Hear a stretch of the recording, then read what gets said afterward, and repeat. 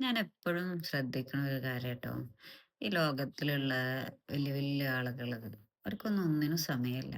നമ്മള് സാധാരണക്കാരായ ആൾക്കാരെ വിളിക്കാനോ അല്ലെങ്കിൽ നമ്മളെ ഒരു മിനിറ്റ് പോലും നമുക്ക് സമയം സ്പെൻഡ് ചെയ്യാൻ സമയമില്ല. അവര് ബിസിയാണ്. അപ്പോഴാണ് ഞാൻ ചിന്തിച്ചത്, ഈ വലിയ ആൾക്കാരെയും സൃഷ്ടിച്ച പടച്ചോനെ, ഈ പ്രപഞ്ചം മുഴുവൻ സൃഷ്ടിച്ച പടച്ചോനെ, 5 വക്ത് നമ്മൾ നമസ്കരിക്കുന്ന സമയത്ത് നമ്മളെ മുന്നിൽ വരുന്നില്ലേ?